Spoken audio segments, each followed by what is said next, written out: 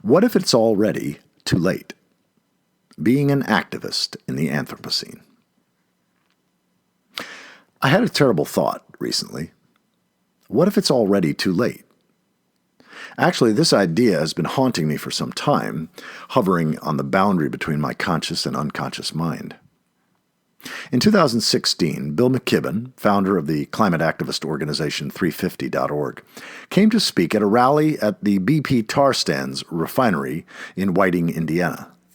Whiting is practically in my backyard, in the highly industrialized northwest corner of Indiana. The occasion was a series of coordinated direct actions around the world against the fossil fuel industry, called Break Free, collectively hailed as the largest act of civil disobedience in the history of the environmental movement. What struck me about McKibben, though, was his tone of, hopelessness. Here's how he concluded his 10-minute speech.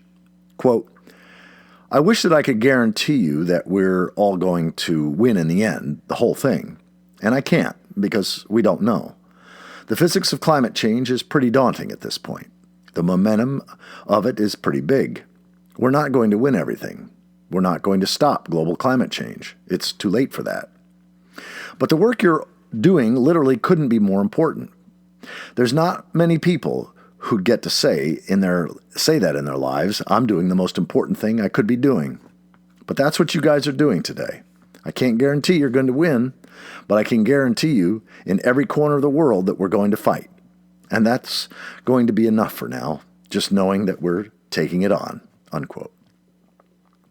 That's pretty sobering material for a speech at an environmental activist rally, not to mention a speech by one of the most visible leaders of the climate movement. We're not going to stop global climate change. It's too late for that. At the time, I was caught up in the enthusiasm of participating in my first act of civil disobedience, so I didn't think much about McKibben's words. But they kept coming back to me. What did he just say?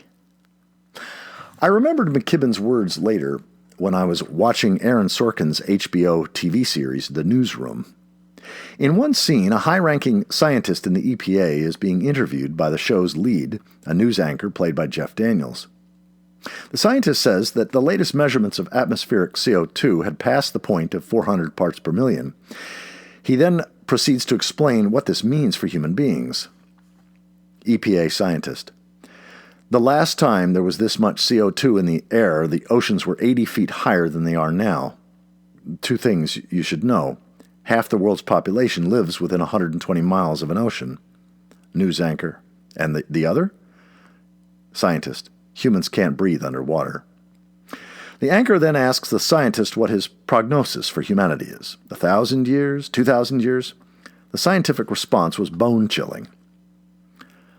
"A person has already been born who will die due to catastrophic failure of the planet." After a pause to get his bearings, the anchor resumes, "You're saying the situation is dire?" "Not exactly. Your house is burning to the ground. The situation is dire. Your house has already burned to the ground. The situation is over." "So what can we do to reverse this?" "Well, there's a lot we could do." Anchor: "Good. 20 years ago or even 10 years ago. But now, no." "Can you make an analogy that might help us understand?" Scientist: "Sure. It's as if you're sitting in your car in your garage with the engine running and the door closed, and you've slipped into unconsciousness, and that's it. What if someone comes and opens the door? You're already dead. What if the person got there in time? Then you'd be saved. Okay, so now what's the CO2 equivalent of getting there on time?" "Shutting off the car 20 years ago." "You sound like you're saying it's hopeless." "Yeah." The first time I watched this, I felt a flood of conflicting emotions, a combination of sinking horror and the absurd desire to laugh. I recognize it now as gallows humor. This was a television show, but it's not fiction. In the real world, we passed 400 parts per million not long after that episode aired. And the fatalism of Sorkin's EPA scientist makes sense when we understand what 400 parts per million really means. In 1988, NASA scientist James Hansen drew public attention to climate change when he testified before Congress. 20 years later, in 2007, Hansen told the world that 350 parts per million of carbon dioxide in the atmosphere is the safe upper limit to avoid a climate tipping point. But we had already passed that point in 1988. At the time of my writing this, we have already seen CO2 levels as high as 415 parts per million, and we are permanently over 400 parts per million. We're already feeling the effects. The planet is warmer than it has been in the last 11,000 years. No wonder McKibben was fatalistic when I heard him speak in 2016.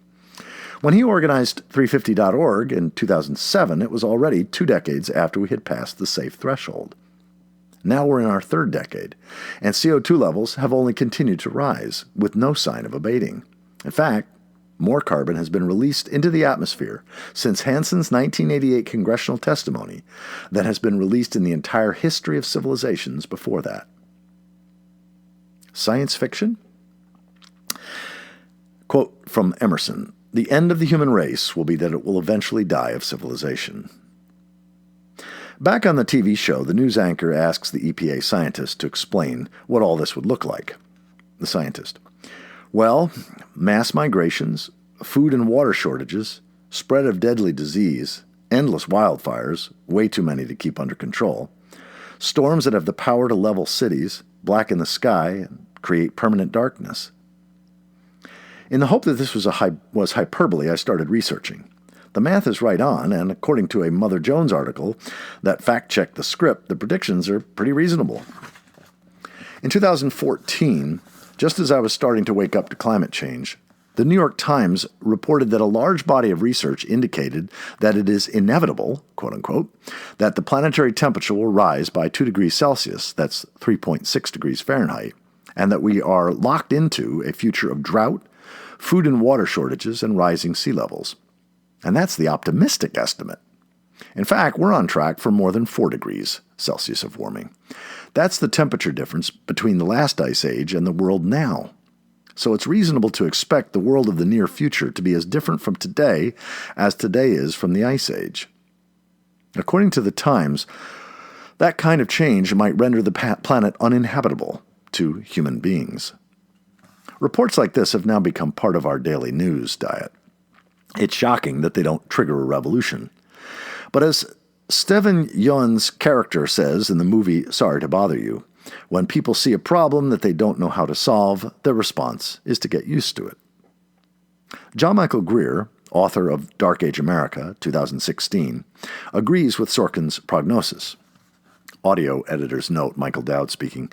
I actually recorded the official audiobook of John Michael Greer's Dark Age America. I consider it one of the most important books I've read in the last decade. From John Michael Greer's vantage point, this bleak prediction is only notable for what it leaves out. Expanding war and ethnic conflict, increasingly frequent environmental disasters, a return to a subsistence economy, even in developed countries, the collapse of governmental institutions, the rise of charismatic authoritarian strongmen, and drastically declining human population. Anywhere from a 70% reduction from the current 7.5 billion to a sustainable 1 or 2 billion to complete human extinction. Does this sound like science fiction? If it does, it's not surprising, since these themes are increasingly common in our entertainment. There are the food shortages, the police state, and the walled-off cities depicted in USA's Colony. There are the government-endorsed religious fundamentalism and regressive sexual politics in Hulu's The Handmaid's Tale.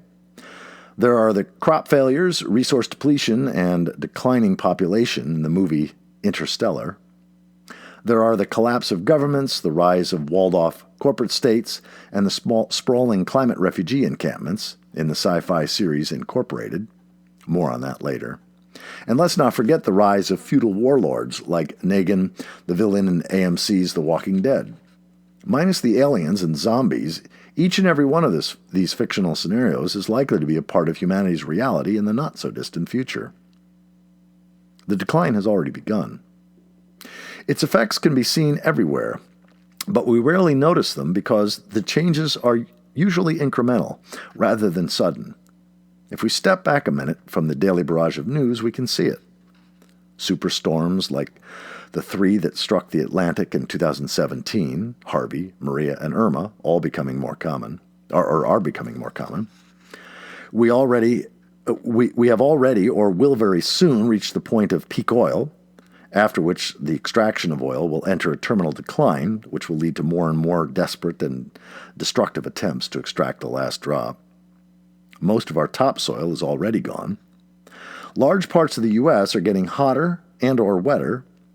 There are record wildfires and droughts in the western U.S., not to mention in Syria, where the drought led to catastrophic civil war. Clean water is being privatized. Tens of thousands of people are denied access to water in cities like Philadelphia and Detroit. The American dream, quote-unquote, of rising affluence has disappeared for those who ever had access to it, as millions of people have lost jobs with benefits and are forced into effective corporate slavery or precarious employment with no health care or Social Security. The concomitant rise of the surveillance state, the militarization of domestic police forces, and the popular legitimization of the alt-right. Not to mention the election of a demagogue would-be dictator as president of the country that holds itself out to the world as the bastion of democracy, and he wants to build a literal wall. This was the stuff of science fiction not too long ago. Today, it's our reality and our entertainment. While shows like The Handmaid's Tale and Colony have the potential to numb us to our present reality, sometimes science fiction can help us see our present more clearly. Watching one of these shows not too long ago, I had another terrible thought. What if none of this is an accident? Everything is going according to plan. Quote from Dmitry Orlov. Everything is going according to plan. I don't know whose plan it is, and I think it's a really stupid plan, but everything is going according to it anyway. Unquote. For a long time, I thought racism was a glitch in the American social system, something that could be overcome with time and education. Eventually, however, I began to see how racism is actually a function of a capitalist system. It keeps the poor and working classes divided along race lines to the benefit of the rich. As Malcolm X succinctly put it, quote, "You can't have capitalism without racism," unquote. What if, like racism, climate change is not an accidental byproduct of our capitalist system? What if it isn't a bug, but a feature? What if the system isn't broken, as progressives claim? What if the system is functioning exactly as it's supposed to? It was another television show that got me thinking about this, a series called Incorporated, which premiered on Sci-Fi in 2016. The premise of the show was that the world's governments had gone bankrupt and had been effectively replaced by large corporations. These corporations functioned in walled-off cities called green zones, outside of which was a sea of depleted people living in red zones, which included refugee camps overflowing with people having fled coastal cities flooded due to climate change. In the show, there is virtually no mobility between residents of the green zone, the corporate class, and the residents of the red zone, the unincorporated. There are no checks on corporations other than the threat of violence from other corporations. Although they live very privileged lives by comparison, those living within the corporate walls are virtual slaves to the corporation. As I watched this, I was struck by two thoughts. The first was the close similarity between Incorporated's dystopic future and our present reality. My second thought was, what if this is the goal? What if this is the goal? What if this is the desired outcome for at least some of the corporate class? Zero government regulation, anything can be bought for a price, extremely exclusive social status, technological wonders for the few who can afford them. In short, what if everything is going according to plan? It doesn't require believing in a conspiracy to see that our capitalist system is driving us toward the future depicted in Incorporated, and that it isn't by accident. For it to function, capitalism depends on growth. Without growth, the incentive for capital investment disappears and the system breaks down. In an ideal capitalist system, there are no limits to growth. In order to grow without limit, capitalism needs two things: unlimited demand and unlimited supply. On the demand side, this means conspicuous consumption, socially manufactured needs, and disposable goods. On the supply side, this means access to cheap and abundant energy, i.e. fossil fuels.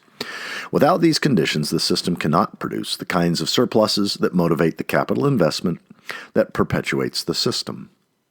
But these conditions, unchecked consumption and the burning of fossil fuels, inevitably lead to disasters, both economic and environmental. And it turns out that's part of the system too.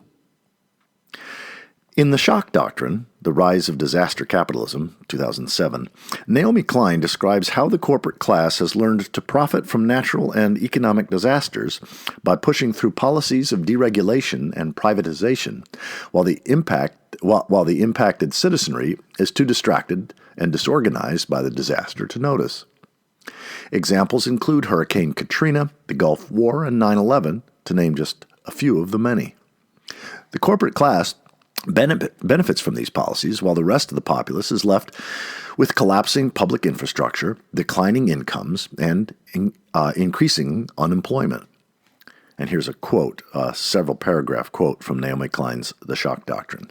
Quote, "An economic system that requires constant growth while bucking almost all serious attempts at environmental regulation generates a steady stream of disasters all on its own, whether military, ecological, or financial.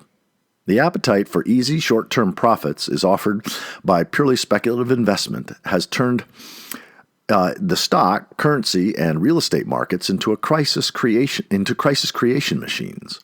Our common addiction to dirty, non-renewable energy sources keeps other kinds of emergencies coming, natural disasters and wars waged over scarce resources, which in turn create terrorist blowback.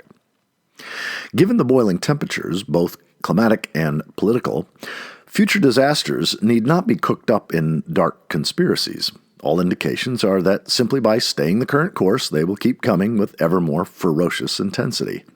Disaster generation can therefore be left to the market's invisible hand.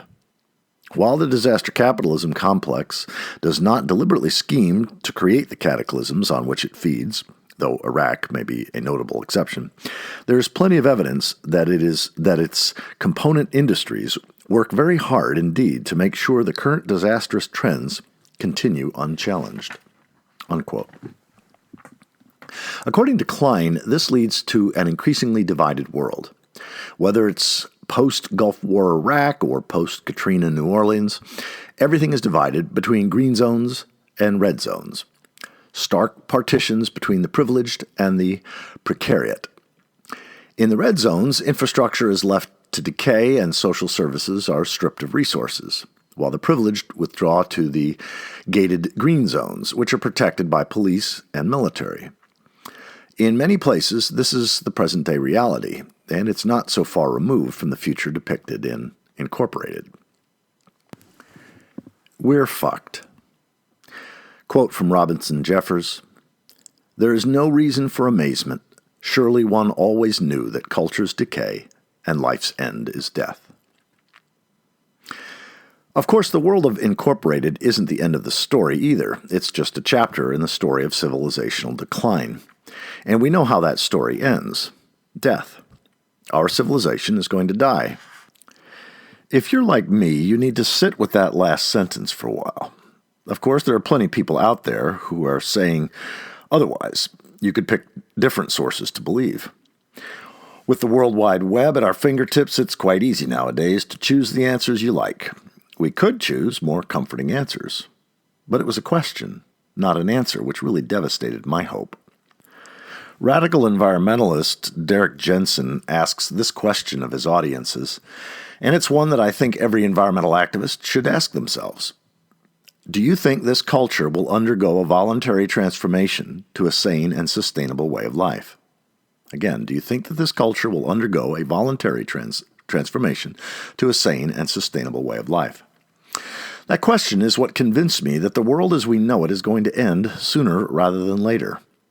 And more experts are coming to the same conclusion.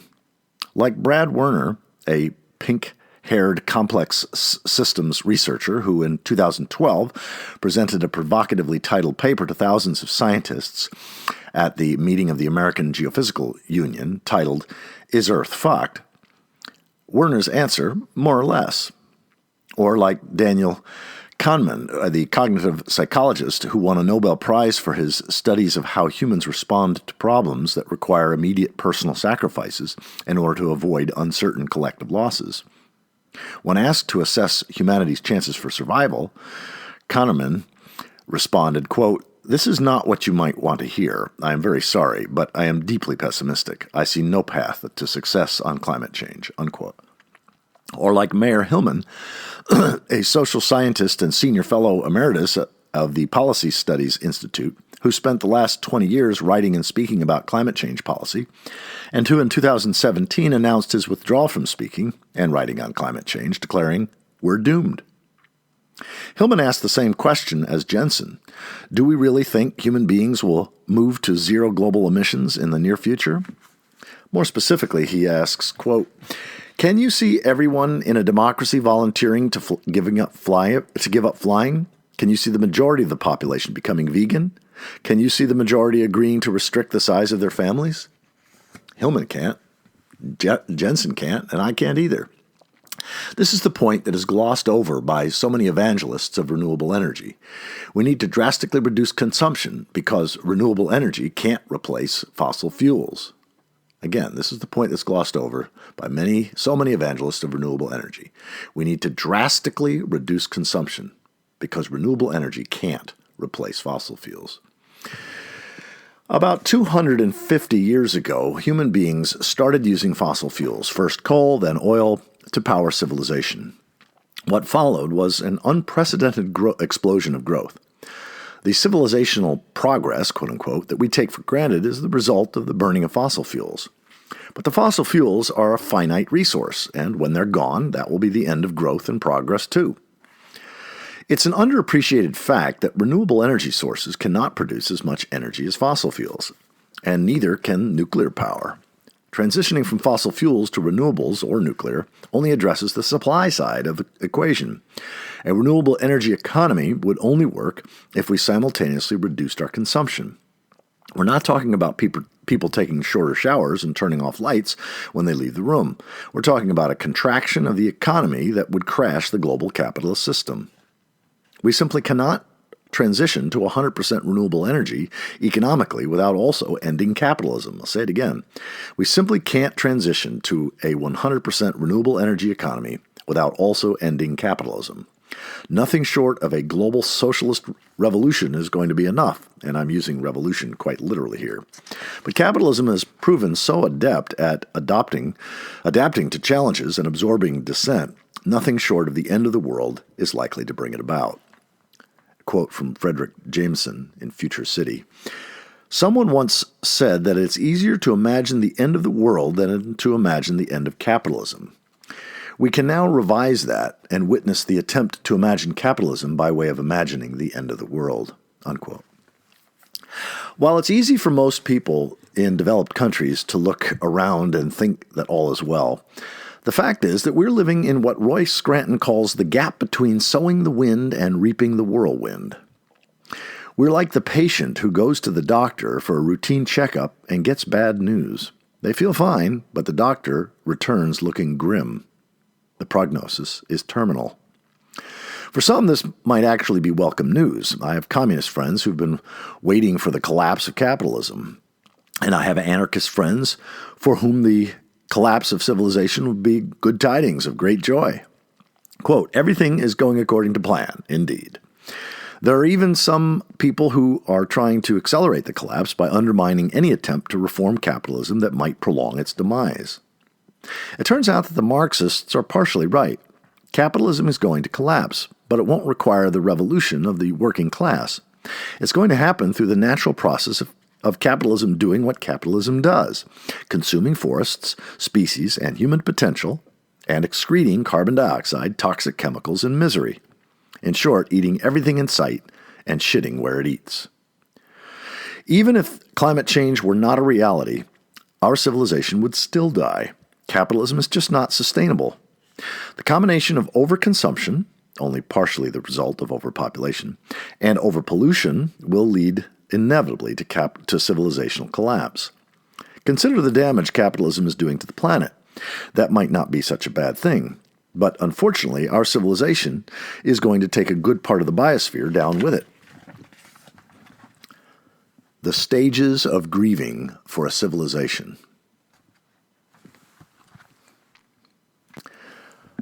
A quote from Interstellar, 2014 film. When you become a parent, one thing becomes really clear, and that is that you want to make sure your children feel safe, and it rules out telling a 10-year-old that the world's ending, unquote. When my son was 13, he went through an existential crisis. He was losing his faith in the religion that he had been raised in, including the belief in an afterlife. The thought of personal extinction terrified him. Over the next several years, he made peace with his own mortality. He did so, at least in part, by taking refuge in a new faith, the faith in human progress. He could accept the fact that he will die one day, but at least the accumulated knowledge of humanity would survive. I felt the same way, and I know many atheists and religious naturalists who do as well. We accept our own mortality while we cling to the faith in the immortality of civilization. But I don't believe that anymore, and I don't know what to say to my son. It turns out it's not just individuals who die, so do civilizations. As John Michael Greer explains in Dark Age America, the last 5,000 years of human history have not been a straight line. There have been many dark ages. Europe in the early Middle Ages is only one of the recent examples in the West. There was also the collapse of the Mediterranean and Near Eastern civilization in the Bronze Age. There were 3 separate Egyptian dark ages, and there have been others. The causes of these prior dark ages are familiar: climate change, population growth, soil degradation, and widening social inequality. Quote from G.K. Chesterton. Many clever people like you have trusted to civilization. Many clever people like you have trusted to civilization. Many clever Babylonians, many clever Egyptians, many clever people at the end of Rome. Can you tell me, in a world that is flagrant with the failures of civilization, what there is particularly immortal about yours? Unquote.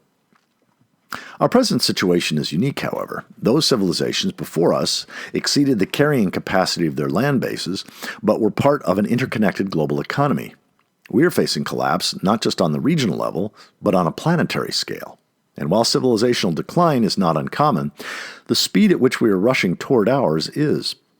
The reason is because we have a terminal case of denial. In his 1974 classic, The Denial of Death, Ernest Becker theorized that the basic motivation for human behavior is the desire, in fact, the need, to deny the reality of our own deaths. According to Becker, we engage in immortality projects in an attempt to create something that will transcend death. But these immortality projects are maladaptive because they sever us from the flow of life, of which death is a part. We do this on an individual level, but also on a collective level. Western civilization itself can be understood as a collective immortality project, one giant complex attempt to deny our connection to nature and hence our mortality. Climate change denial is just a specific case of a much broader and deeper denial, a denial of our limits. And it's not just climate change deniers who are in denial. Many activists on the other side of the spectrum are in denial as well. I was in denial too. I wasn't denying that climate change was happening, but I was denying what it meant. I believe that we will win, I chanted with the other activists. When we fight, we win. I was in denial. And the origin of that denial, the faith in human progress, is what got us into this mess in the first place. Looking back, a lot of my environmental activism looks like the stages of grief, denial, anger, and bargaining. Then I moved into the depression phase. The good thing about depression is that it allows me to recognize this process for what it is. I am grieving for the death of human civilization. The last stage of grief, I'm told, is acceptance. But what does that look like? Do we go on protesting? Do we go on fighting, like Bill McKibben says, because fighting is better than doing nothing?